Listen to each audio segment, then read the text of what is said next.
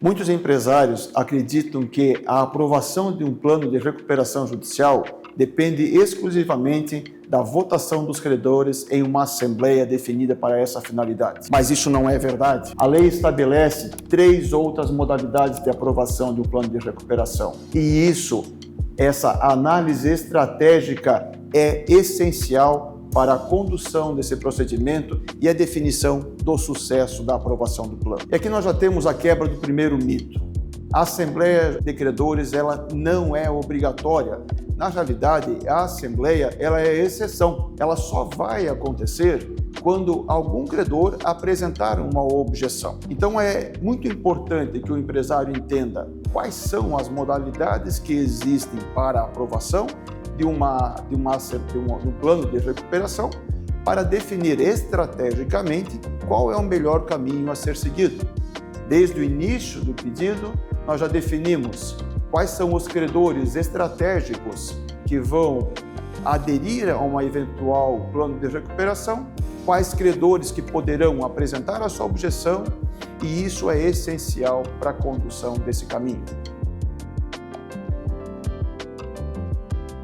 Meu nome é Júlio Max Mansky, advogado da HMP Advocacia, coordenador das áreas de gestão de passivos e ativos, que integra os procedimentos de recuperação judicial e falências. Nosso escritório atua há mais de 20 anos com reestruturação e reorganização empresarial, assim como também na defesa dos interesses dos credores nos procedimentos recuperacionais. E hoje eu vou explicar de forma clara e objetiva como é possível obter a aprovação do plano e por que isso é um ponto estratégico do processo. Mas antes disso, é necessário entender o contexto onde vai ocorrer a aprovação do plano de recuperação. Então, o contexto processual funciona mais ou menos assim. Primeiro, a empresa apresenta o plano no processo. O plano vai destacar de que forma que ele vai reestruturar o seu negócio e qual vai ser a proposta de pagamento do seu endividamento. Esse plano ele é apresentado no processo, é publicado um edital para os credores, que vão ter um prazo de 30 dias para, se quiserem, se manifestarem. Essa manifestação no sentido de apresentar uma objeção, uma contrariedade a esse plano. Havendo uma objeção, o administrador judicial designa uma assembleia. Não havendo a objeção, partimos para um outro caminho. Antes disso, porém, é necessário entendermos o contexto processual onde ocorre a aprovação de um plano de recuperação. Primeiramente, esse plano que consiste na proposta de reestruturação do negócio, assim como do plano de pagamento para os credores, é apresentado pela empresa no processo. Os credores são intimados para se manifestarem em 30 dias e, se houver oposição de algum desses credores nesse prazo, é designado uma assembleia. A assembleia, portanto, ela não é regra, e sim uma consequência. A partir, então, dessa premissa, nós podemos definir quais são os 3 caminhos possíveis. Primeira modalidade, aprovação do plano por ausência de objeção. Como dito anteriormente, os credores são intimados para em 30 dias apresentar objeção ao plano. Se dentro desse prazo nenhum credor apresentar nenhuma objeção, o juiz concede a recuperação judicial exatamente nos termos que o plano foi proposto.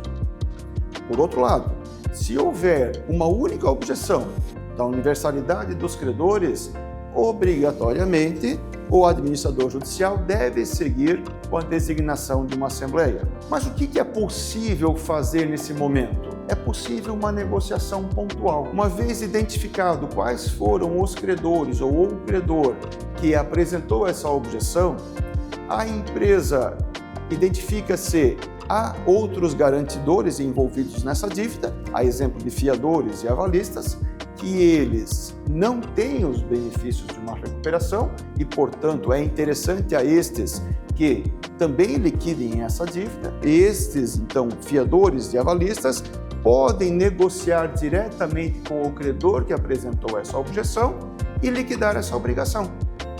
Uma vez liquidada a obrigação, o credor desiste da objeção E os efeitos da desistência é como se ela nunca tivesse existido. Logo, não havendo objeção, a aprovação do plano da forma como apresentado.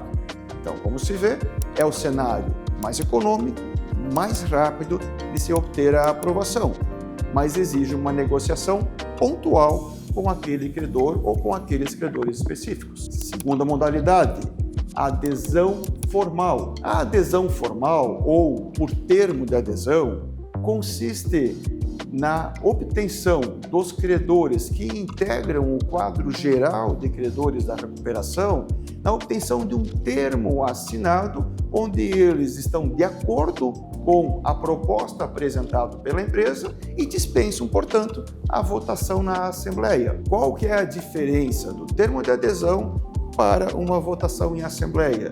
No termo de adesão, eu estou olhando para a universalidade dos credores, ou seja, todos aqueles que constam no meu quadro geral de credores. Se eu tiver 1.000 credores, eu vou ter que ter a aprovação por termo de pelo menos 501 credores.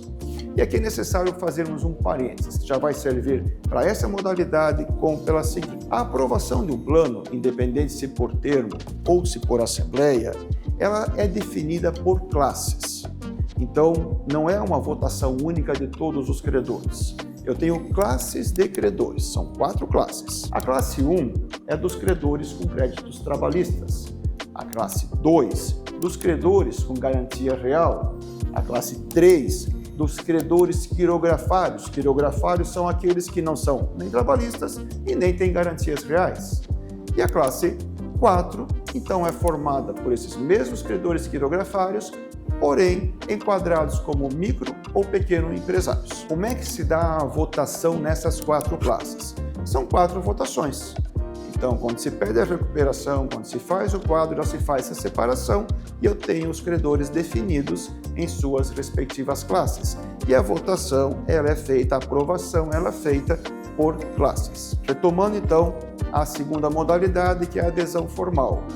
Cabe à empresa, por classe de credores, obter a metade dos credores de cada uma dessas classes. Então, obter termos de metade desses credores que estão de acordo com o plano proposto e dispensam a Assembleia. Essa modalidade de aprovação, ela é mais estruturada, ela é mais ampla e ela tem um prazo limitado, porque eu tenho que apresentar isso em juízo antes da data da Assembleia que venha a ser designada. Terceira modalidade, a Assembleia.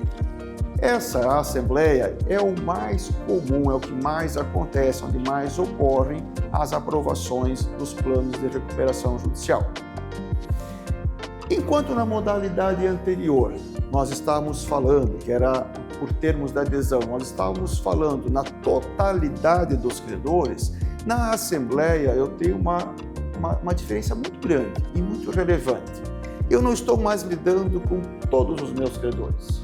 A partir de agora, na Assembleia, eu vou negociar unicamente com os credores que estão presentes na Assembleia. Somente os credores presentes na Assembleia, que se habilitaram para tanto, é que têm direito a voto. Somente são eles que vão poder aprovar ou rejeitar o plano que foi apresentado. E aqui está a condução estratégica desse momento.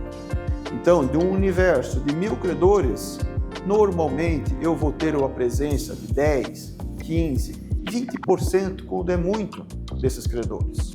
Normalmente são credores com valores mais relevantes ou instituições financeiras que acabam participando dessas assembleias. Uma vez instalada a Assembleia e identificados quais são os credores que estão aptos a votar, eu posso pedir uma suspensão e negociar com esses credores uma reformulação do meu plano. Eu não vou negociar para beneficiar unicamente estes credores, isso não é permitido, mas uma negociação que estes credores aceitem. E vejam, não é a totalidade desses credores, é a maioria dos credores presentes nessa Assembleia.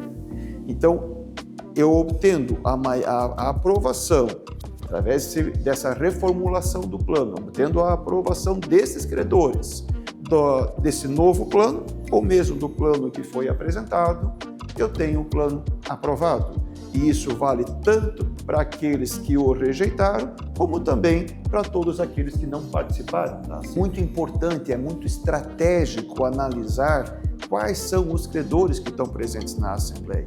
E isso exige uma preparação, ou seja, eu intermediar, eu angariar credores estratégicos, credores que queiram aprovar o plano, credores favoráveis à aprovação, que participem desta Assembleia para ajudar a reduzir os impactos daqueles que votarem de forma contrária. Então, recuperação judicial não é protocolo, recuperação judicial é estratégia. Para entender um pouquinho melhor sobre essas três modalidades, nós elaboramos um quadro, uma visão comparativa que apresenta as suas diferenças. Então, nesta imagem, nós podemos ver, na modalidade sem objeção, a negociação é apenas com os credores que apresentarem a oposição. Minha base de cálculo, portanto, é aquela do número suficiente de credores que apresentaram objeção, a totalidade desses credores. Já na adesão formal ou por termo, a minha base de cálculo é o total do quadro de credores. E aqui eu vou ter que fazer uma estruturação mais ampla e prévia, porque eu tenho que apresentá-lo, eu tenho que obter esses termos e apresentar no processo antes da Assembleia. Já na modalidade da Assembleia, eu vou ter como a base de cálculo da minha votação, da minha aprovação, o total dos presentes. Então eu preciso da maioria dos presentes na Assembleia. E aí a negociação é individualizada com a maioria desses presentes. Reforçamos. Não se trata, portanto, de protocolo, mas sim de estratégia. Exige um planejamento jurídico que vai definir qual é a melhor modalidade para se obter a aprovação desse plano. Há uma análise financeira para a construção de um plano que seja viável para obter a aprovação, que tenha a possibilidade de uma margem de negociação caso necessário, e normalmente ela é necessária, para chegar numa negociação estruturada com os teus credores, para permitir você alcançar essa aprovação. Então, se você quer entender um pouco melhor como funciona a recuperação judicial, os seus riscos e as suas oportunidades, acompanhe os conteúdos disponibilizados no nosso site sobre esse tema. Muito obrigado.